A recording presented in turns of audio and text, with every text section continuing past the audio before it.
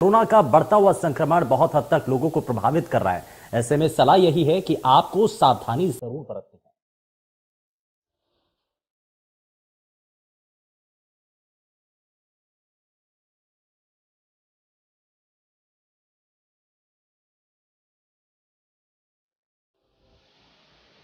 प्रदेश में लगातार कोरोना के मामले बढ़ रहे हैं, तो दूसरी तरफ तीसरी लहर में भले ही मौतों का आंकड़ा कम हो, लेकिन खतरा भी टला नहीं है।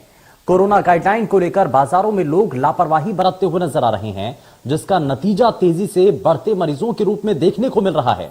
मध्य प्रदेश में रोजाना 10,000 से ज्यादा केस आ रहे हैं और इंदौर में होने वाले इन्वेस्टर समिट भी बढ़ते कोरोना केसेस की वजह से स्थगित कर दिया गया है। और छत्तीसगढ़ में कोरोना के करीब 4,000 नए मामले सामने आए हैं और सरकार लगातार लोगों से सावधान रहने की अपील कर रही है। वहीं वैक्सीनेशन के लिए भी लोगों से अपील की जा रही है। और आज हम कोरोना को लेकर एक्सपर्ट्स के साथ चर्चा करेंगे, लेकिन मेहमानों के पास जाने से पहले आइए जरा चलते हैं भोपाल इंडिया न्यूज के संवाददाता कुलभूषण सक्सेना के पास, जहां कोरोना के बढ़ते केस को लेकर के क्या जानकारी दे रहे हैं, जरा देख लेते हैं। कोरोना संक्रमण के मामले पिछले 3 दिनों में काफी कम हुए हैं। मध्य प्रदेश की अगर बात की जाए तो मध्य प्रदेश में 10,000 से अधिक पिछले 24 घंटों में संक्रमित मरीज मिले हैं। 10,585 मरीज, भोपाल में 2,128, इंदौर में 2,665, जबलपुर में 910, ग्वालियर में 460 संक्रमित मरीज मिले हैं। इसके साथ ही अलीराजपुर में 15, आगरमालवा में 17, अनूपपुर में 65, अशोकनगर में 38, बालाघाट में 55, बड़वानी में 74, बैतूल में 94। इंदौर, भोपाल में अगर बात की जाए, इसके साथ ही जबलपुर में एक मरीज की मौत हुई है। पिछले 3 दिन में जो मरीज के मौत का आंकड़ा है वो भी मध्य प्रदेश में बढ़ा है। इसके साथ ही प्रदेश में एक्टिव केसों की अगर संख्या की बात की जाए तो 70,000 से अधिक एक्टिव केस मध्य प्रदेश में है। इसके साथ ही जो मरीज ठीक हो चुके हैं उनकी संख्या 7,822 है। मध्य प्रदेश में आप ये तस्वीर देख सकते हैं कि जिस प्रकार से लगातार जो नो मास्क नो मूवमेंट रोको टोको अभियान, मास्क ही जिंदगी है, इस अभियान के तहत जब हम मार्केट में मौजूद है तो अधिकांश लोगों के चेहरे पे जो है ये मास्क की तस्वीर आप देख सकते हैं, क्योंकि अब जो कोरोना है वो काफी लोगों को डराने लगा है। तीसरी लहर है और दूसरी लहर में जो स्थितियां उत्पन्न हुई थी वही स्थिति तीसरी लहर में भी अब धीरे धीरे देखने को मिल रही है। अन्य राज्यों की अगर बात करें तो जहां महाराष्ट्र, कर्नाटक, अन्य राज्यों में केस कम होने शुरू हो चुके हैं, लेकिन मध्य प्रदेश में जो है वही स्थिति बनी हुई है। अब जो कोविड संख्या मरीजों का जो आंकड़ा है वो 10,000 के ऊपर पहुंच चुका है। तो देखने वाली बात होगी कि जिस प्रकार से सरकार का जो अभियान चल रहा है, no mask no movement, mask ही जिंदगी है, रोको टोको अभियान, ये अभियान कितना सफल होता है। लेकिन मध्य प्रदेश में जो कोविड संक्रमित का आंकड़ा है वो दिन प्रतिदिन बढ़ता हुआ नजर आ रहा है। कैमरामैन अजय कटियार के साथ कुलभूषण सक्सेना, इंडिया न्यूज भोपाल। आंकड़ों के जरिए दिखाने की कोशिश करते हैं कि कितना ये खतरनाक इस वक्त ये संक्रमण नजर आ रहा है। छत्तीसगढ़ में कोरोना के 3,841 नए मामले सामने आए हैं और प्रदेश में पॉजिटिव दर जो है वो 14% के आसपास है। वहीं प्रदेश में एक्टिव केस अब 31,990 हो चुके हैं और बीते 24 घंटों के अंदर 3,021 मरीज स्वस्थ भी हुए हैं, यानी कि रिकवर हो चुके हैं। वहीं 11 मरीजों की कोरोना की वजह से मौत हो चुकी है। तो आप ये भी देखिए कि खतरा अभी भी बरकरार है, खतरा अभी भी कम नहीं हुआ है। ऐसे में बहुत हद तक जरूरत है हमें सावधानी बरतने की। और चलिए जरा जल्दी से आगे बढ़ते हैं और बढ़ते संक्रमण के बीच में सावधानी हमें कैसे बरतनी है, किन चीजों का हमें ध्यान रखना है, जरा इन बातों को समझ लेते हैं। और इसके लिए हमारे साथ 2 खास मेहमान कार्यक्रम में जुड़ चुके हैं। जरा सबसे पहले आपको मिलवा देते हैं उनसे। हमारे साथ फिजिशियन डॉक्टर अनिमेश चौधरी कार्यक्रम में जुड़ चुके हैं। अनिमेश जी, बहुत स्वागत है आपका कार्यक्रम में। और डॉक्टर आराधना सिंह हमारे साथ कार्यक्रम में जुड़ चुकी हैं। आराधना जी, बहुत स्वागत है आपका कार्यक्रम में। जरा अनिमेश जी, मैं शुरुआत आपसे कर रहा हूं। बढ़ते संक्रमण के बीच में लोगों की चिंताएं भी बढ़ चुकी हैं। चिंता इस बात को लेकर के है, बार बार जिस बात का अंदेशा जताया जा रहा था, ये कहा जा रहा था कि तीसरी लहर आएगी तो बहुत हद तक बच्चों को प्रभावित करेगी, लेकिन आप इसको किस तरीके से देख रहे हैं? बच्चों को कितना प्रभावित करते हुए नजर आ रही है और इससे बच्चों को बचाने के लिए क्या करना चाहिए, एक पेरेंट्स को, अभिभावकों को, लोगों को? समझना चाहिए कि अभी तीसरी लहर जो आई है ये अधिकतर फ्लू के रूप में ही आई है। इस सच्चाई को हम स्वीकार कर सकते हैं कि अधिकतर केसेस कम है। हाँ, ध्यान देना है, लापरवाही नहीं बरतना है। यदि आपको कोविड के लक्षण है तो सभी को अपना ऑक्सीजन चेक करना है, पहली बात। दूसरी बात यह है कि बच्चों में शुरू से ही हर साल फ्लू के समय, जब सीजन चेंज होता है ठंड के समय, तो यह सिम्टम्स जो है फ्लू के हमेशा आते हैं, बुखार आना, खांसी आना, चाहे कोविड हो चाहे नहीं हो, क्योंकि बच्चों की इम्यूनिटी इससे डेवलप होती है। तो आपको घबराने की जरूरत नहीं है। बड़े भी प्रभावित हैं, लगभग सभी जितनी भी पॉपुलेशन है, बड़े बूढ़े, बच्चे, महिलाएं, सभी इससे प्रभावित हैं। तो बच्चे भी प्रभावित हैं, पर अधिकतर लोगों को सामान्य सर्दी खांसी हो रही है जो कुछ दिनों में ठीक हो जा रही है। तो फिर मैं बोलूंगा घबराइए मत। वैक्सीन के, यदि आपके बच्चे वैक्सीन के एज ग्रुप में आते हैं तो सभी को वैक्सीन लगवाना चाहिए। जहां तक हो सके बिना कारण के बाहर घूमने से उनको रोकना चाहिए। बच्चों को भी प्रेरित करना चाहिए कि मास्क पहने, और साथ में सबसे इम्पोर्टेंट है कि बच्चों की इम्यूनिटी अच्छी रहे। इसके लिए उन्हें ताजा खाना, गर्म खाना, इसके लिए प्रेरित करना चाहिए। फास्ट फूड के लिए अवॉइड करने के लिए बोलना चाहिए। बच्चों को हेल्दी लाइफ स्टाइल, शुरू से एक्सरसाइज की आदत डालना चाहिए, सुबह जल्दी उठने की आदत डालना चाहिए, जितना हो सके सनलाइट लेने की आदत डालना चाहिए। ये हेल्दी लाइफ स्टाइल की आदतें बच्चों में अभी से डालना चाहिए, ताकि वह भविष्य में भी ऐसी बीमारियों से बच सके। ठीक है, खाने पीने की चीज़ों को मैं जरा जोड़ूंगा, इसमें वापस लौटूंगा निवेश जी आपके पास, और ये समझने की जरा कोशिश करूंगा कि जो अभी तक इस वक्त संक्रमित हो चुके हैं उनको खाने पीने की चीज़ों में क्या क्या चीज़ें शामिल करनी चाहिए, और खास करके जो लोग अभी तक संक्रमित नहीं हुए, जो बचे हुए हैं और वो चाहते भी हैं कि आगे संक्रमण उनको अपनी चपेट में ना ले, तो ऐसे में क्या क्या चीज़ें अपनी डाइट के अंदर उन लोगों को भी शामिल कर लेना चाहिए, जरा वो मैं समझूंगा आपसे। लेकिन जरा मैं इसमें आराधना सिंह जी को भी जोड़ रहा हूँ मैं, क्योंकि एक गायनोकोलॉजिस्ट के तौर पर डॉक्टर आराधना, हमने हर तबके के लिए बात की है, बच्चों के लिए बात की, हमने पुरुषों के लिए बात की है, हमने जो बहुत हद तक जो अलग अलग बीमारियों से ग्रसित हैं उन मरीजों की भी बात की है, लेकिन हमने प्रेग्नेंट जो महिलाएं हैं, जो गर्भवती महिलाएं, उनके बारे में चर्चा यहाँ पर कुछ रह जाती है। जब कभी भी चर्चाएं होती है तो वो कहीं पीछे रह जाती हैं। लेकिन आज हम जरा जो गर्भवती महिलाएं हैं इस बढ़ते संक्रमण के दौर में उनको किन बातों का ध्यान रखना चाहिए और उनके लिए कितना बड़ा एक खतरा है? जी नमस्कार, बहुत बहुत धन्यवाद इंडिया न्यूज का मुझे यहाँ पे इस प्रोग्राम में शामिल करने के लिए। तो ये एक बहुत अहम सवाल है कि जो गर्भवती महिलाएं हैं वो एक बहुत ही ज्यादा एक जिसको कहते हैं ना वल्नरेबल ग्रुप है हमारे सोसाइटी का, जिनको कि हमें हमेशा बचा कर रखना है। तो इसमें भी जो प्रिकॉशन आप लेंगे, जो इनको बचा के रखने का, वही है जो यूनिवर्सल प्रिकॉशन जो सब लोग जैसे कि करते हैं कि भीड़ भरे जगहों पे ना जाएं, समय समय पे सैनिटाइज करते रहें, हाथों को, मास्क का उपयोग करें। अगर कभी भी ज्यादातर हम लोग देखते हैं कि जो गर्भवती महिलाएं वो घरों पर ही रहती हैं, सिर्फ आवश्यकता पड़ने पर ही वो या तो हॉस्पिटल या कभी बाहर जाती हैं, तो वैसे भी वो प्रोटेक्टेड रहती है। मगर जब भी वो जाएं अगर बाहर, तो वो अपना मास्क और सैनिटाइजेशन का और सोशल डिस्टेंसिंग, जिसको सामाजिक दूरी जिसको कहते हैं, वो बनाकर रखें। और न्यूट्रिशन की भी बहुत ज्यादा इस ग्रुप में भी बहुत बहुत जरूरत है। वैसे भी गर्भवती महिलाएं हमेशा न्यूट्रिशियस खाना खाएं तो अच्छा है। जो खाने पीने में फल सब्जियों का उपयोग करें, ज्यादातर बहुत ज्यादा मीठा ना खाएं, बहुत ज्यादा नमक ना खाएं। जंक फूड जिसको हम कहते हैं कि जैसे केक, पेस्ट्री और मिठाइयाँ बाहर की बनी हुई, ये सब चीजें ना खाएं। और जो हेल्दी फल सब्जी, दूध, दाल, इन सब का सेवन करें तो वो भी एक स्वस्थ बनी रहेंगी और इस संक्रमण से बच सकेंगी। और अगर कभी हो भी गया तो अगर उनकी इम्यूनिटी अच्छी होगी अच्छा खाना खाने की वजह से। हाँ। और मैं ये भी कहूंगी कि कुछ व्यायाम भी करें, ब्रीदिंग एक्सरसाइज वगैरह भी करें घर में रहकर, तो जिससे कि उनकी इम्यूनिटी बनी रहे। बिल्कुल, ब्रीदिंग एक्सरसाइज को लेकर के आपने जरूर कुछ बताया है आराधना सिंह जी। मैं इसमें जरा एक चीज और जोड़ना चाहता हूँ। जो गर्भवती महिलाएं हैं घर पर रहती हैं, लेकिन जब उनको जाना पड़ता है तो वो अस्पताल जाती हैं, हॉस्पिटल जाती हैं, जहां पर संक्रमित होने की संभावनाएं ज्यादा बढ़ जाती हैं क्योंकि दूसरे मरीज भी वहां पर आते हैं। तो ऐसे में जब अस्पताल जा रही हैं चेकअप के लिए, रूटीन चेकअप के लिए, तो किन चीजों का उनको खास करके ध्यान रखने की जरूरत है? हाँ, तो इसमें देखिए अस्पताल भी अपनी तरफ से और सभी, मैं कहना चाहूंगी कि गायनेकोलॉजिस्ट जो होते हैं गर्भवती महिलाओं के लिए केयरफुल हैं। हम लोग बहुत ज्यादा ओवर क्राउडिंग हॉस्पिटल्स में अवॉइड करते हैं। प्रॉपर अपॉइंटमेंट से ही मरीज हमारे पास आते हैं और हम कोशिश करते हैं कि उनको जल्द से जल्द देखकर घर भेज दिया जाए। तो इस चीज का ध्यान रखना होता है। और अगर वो एक अच्छा सा N95 या एक सिंपल सर्जिकल मास्क भी प्रॉपर तरीके से लगाए हुए हैं तो वो संक्रमण से बहुत ज्यादा बच सकती हैं। अगर वो किसी पॉजिटिव मरीज के संपर्क में भी आती हैं तो उनका जो वेल फिटेड मास्क है वो उनको काफी हद तक प्रोटेक्शन देता है।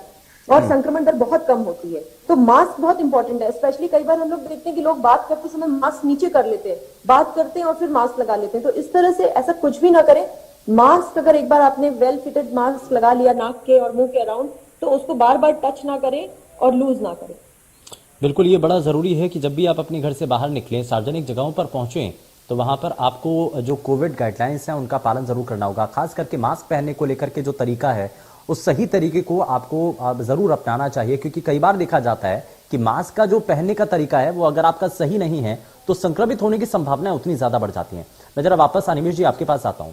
हम इस जब बढ़ते संक्रमण के दौर के अंदर हैं, तो आज की मध्य प्रदेश की अगर हम स्थिति देखें, छत्तीसगढ़ की अगर हम स्थिति देखें, तो कहां आप देख पा रहे हैं इसको? कोरोना की पीक को लेकर के बार बार जिक्र हो रहा है। ये कहा जा रहा है कि कोरोना अपनी पीक पर आने वाला है।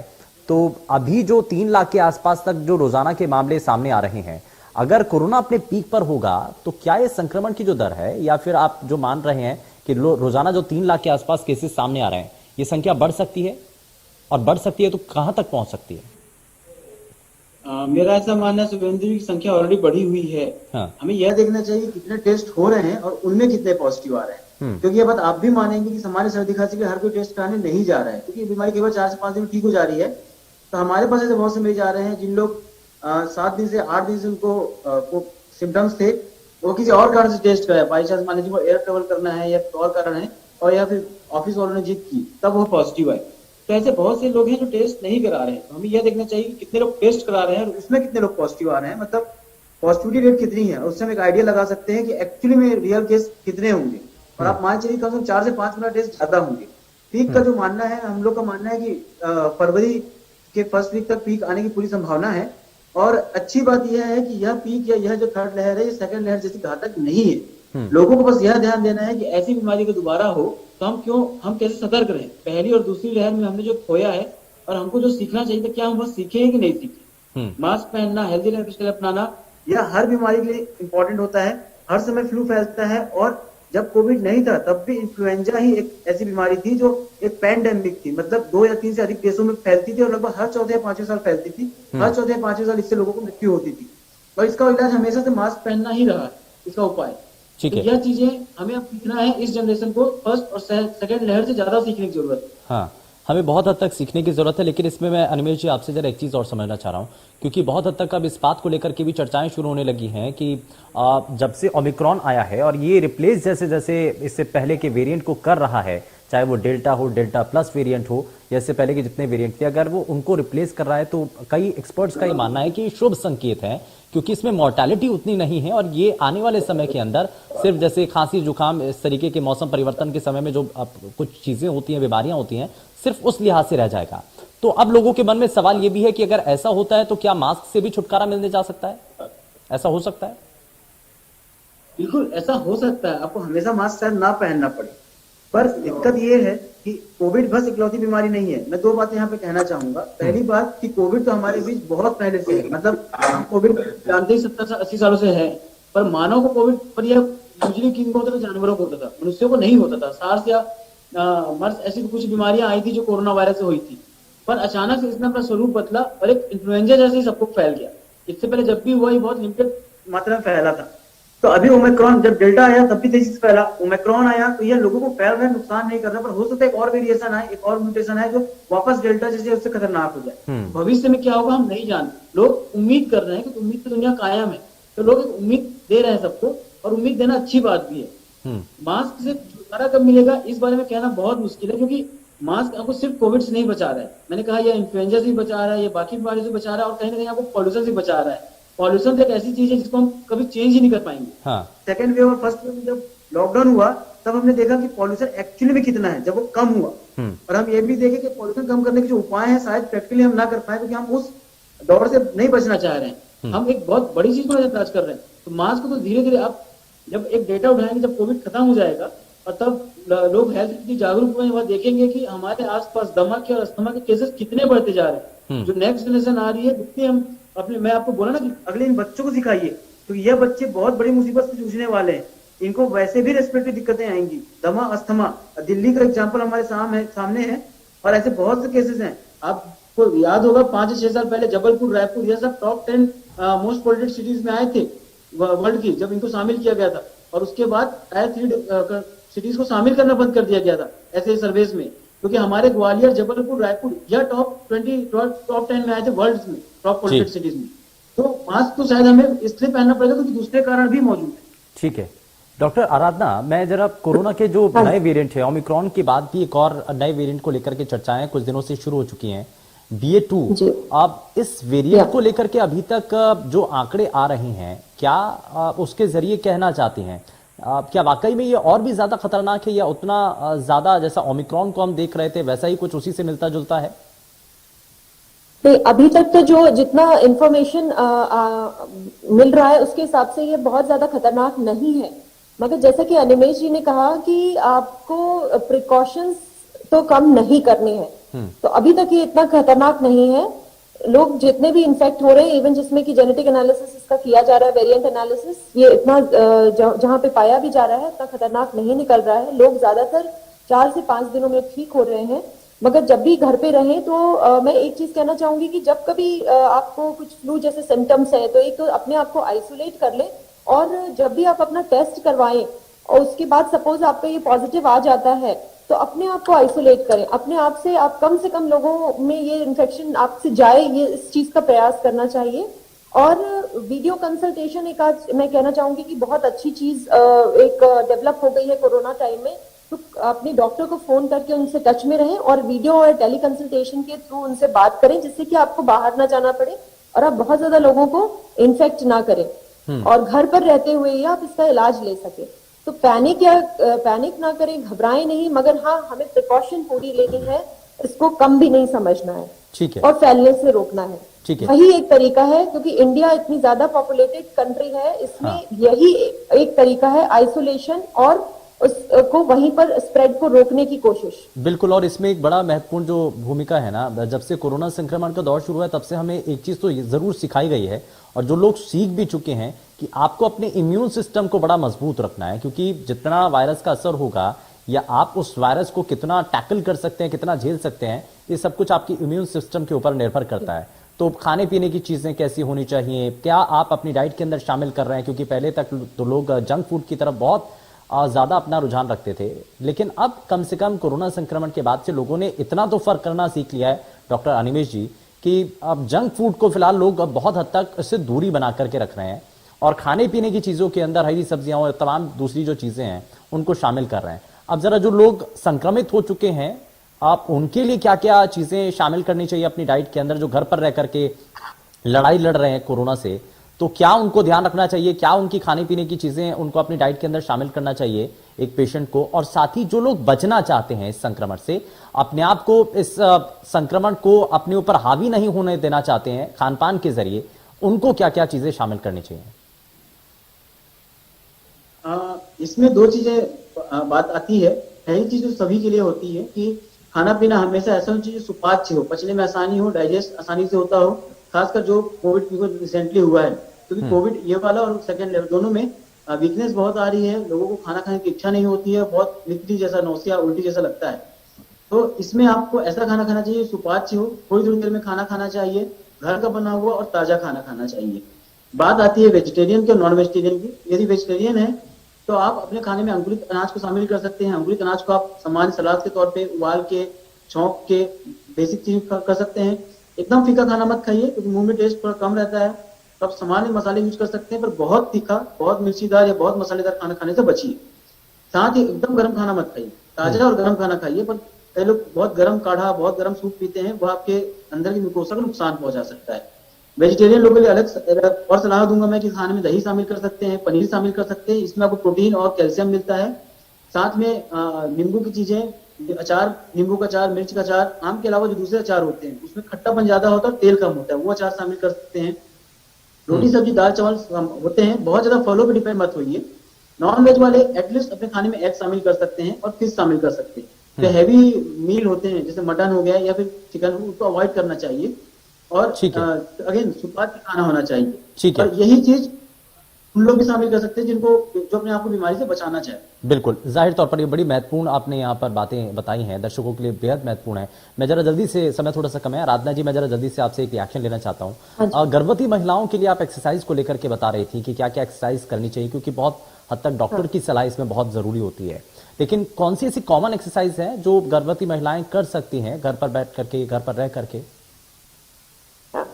तो ये एक बहुत ही अहम सवाल है, क्योंकि देखिए सभी का आजकल बाहर निकलना बंद हो चुका है और उसी गिरफ्त में गर्भवती महिलाएं भी हैं जो कि घरों में बैठी हुई हैं। 9 महीने तक वो बाहर नहीं निकल पा रही हैं। कभी पॉल्यूशन रीजन हो जाता है, कभी कोरोना थोड़ा ठीक होता है तो पॉल्यूशन ज्यादा बढ़ जाता है, और ठंड अभी बहुत ज्यादा जैसे कि चल रही है हम लोग देखते हैं। तो इनको अपना नॉर्मल एक तो ब्रीदिंग एक्सरसाइज डेली करें, थोड़ा सा बहुत ज्यादा ऐसे एब्डोमिनल ब्रीदिंग नहीं होनी चाहिए जिसमें कि पेट के बहुत ज्यादा मूवमेंट हो, बट डीप ब्रीदिंग जैसे अनुलोम विलोम थोड़ा कर सकती हैं, डीप ब्रीदिंग कर सकती हैं, पूरा अपर बॉडी स्ट्रेचिंग कर सकती हैं, शोल्डर एक्सरसाइजेस कर सकती हैं, ब्रिस्ट कर सकती हैं। देन एक घर के अंदर ही थोड़ा स्पेस तो निकाल घर में रह करके क्या क्या एक्सरसाइजेस अपने किए जा सकते हैं, ये अब बड़ी महत्वपूर्ण सलाह आपके द्वारा बताई गई है। बहुत शुक्रिया, समय थोड़ा सा कम है। बहुत शुक्रिया दोनों ही खास मेहमानों का कार्यक्रम में शामिल होने के लिए और हमारे दर्शकों तक बेहद महत्वपूर्ण जानकारी पहुंचाने के लिए। लेकिन संक्रमण से बचना है तो आपको वैक्सीनेशन जरूर आपको करवाना होगा और साथ ही आपको कोविड गाइडलाइंस का पालन जरूर करना होगा, तभी आप इस बढ़ते संक्रमण से अपने आप को बचा पाएंगे। फिलहाल के लिए बस उतना ही। नमस्कार।